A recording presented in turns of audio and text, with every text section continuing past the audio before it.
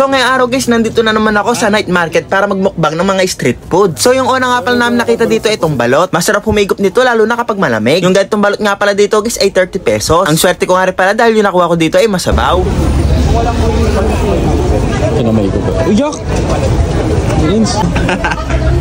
Tapos yung next na nakita nga pala namin dito guys, itong shawarma. Una punta ko nga pala dito, natikman ko to at sobrang sarap. Kaya yung second date ko dito ay talagang bumalik kami. Yung isang ganito nga pala guys ay 55 pesos lang. Nagugulat nga ako sa mga bilihin dito kasi ang mumura. Akala ko kasi guys kapag nagbagyo mga mayayaman lang yung may afford. Sa isang shawarma nga pala guys ay hati na nga pala kami ni Boy Ubo. Marami kasi laman nito at hindi namin maubos kapag tag-isa pa kami. So ito nga pala shawarma guys ay 10/10. Masarap na, marami pang laman kaya hindi ka mabibitin dito. Meron nga rin pala dito nagtitinda ng mga fishbulan. Napabili nga rin pala ako dito kasi na-curious ako sa Tokneneng. Yung isang order nga pala nito guys ay 50 pesos. Medyo na-disappoint nga pala ako dito guys kasi akala ko kakaiba na to. Tokneneng yung tawag dito pero sa atin kwek-kwek. Habang naglalakad nga pala kami dito, may nakita nga rin pala kami ditong corn dog. So syempre guys, dahil hotdog lover nga pala ako, hindi ko na to pinalampas. Yung isang ganito nga pala guys ay 30 pesos lang. Nagulat nga ako dito kasi 30 pesos ko sobrang laki. Yun nga lang guys, sa sobrang laki hindi ko na malasahan yung hotdog. Kaya yung nangyari dito, tag-isang kagat na lang kami ni Boy Ubo. Tapos sa katabi nga pala nito guys ay may nagtitinda ng pares. Pares lover nga pala kami ni Boy Ubo kaya bumili na kami ng ganito. Tapos yung binili ko nga pala dito guys ay wonton mami. Promise guys, kapag nga pala nandito sa Baguio, ang sarap humigop ng sabaw. Yun nga lang guys, na mali lang yung expected ko kasi akala ko wonton mami yung na-order ko. Okay naman yung lasa tapos marami ding toppings. Ang sabaw nga rin pala dito kaya hindi na ako magre-reklamo. Yun nga lang guys, hindi nga lang pala namin maubos ni Boy Ubo. Ibibigay sana namin to sa homeless kaso wala nga pala kami nakikita dito. Kasi ayun guys, may nakita nga rin pala ako ditong tanghulo. Matagal na ako curious ko anong lasa nito kasi nag-trending din to. Marami nga pala nagtitinda nito pero hindi ko nga pala pinapansin. First time ko nga pala makatikim dito kaya ito nga pala yung honest reaction ko.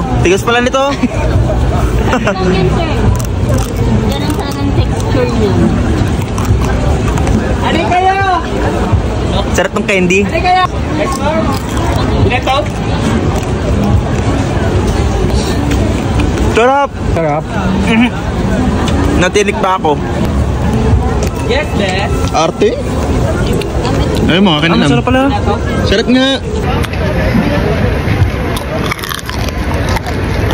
Yes, sir.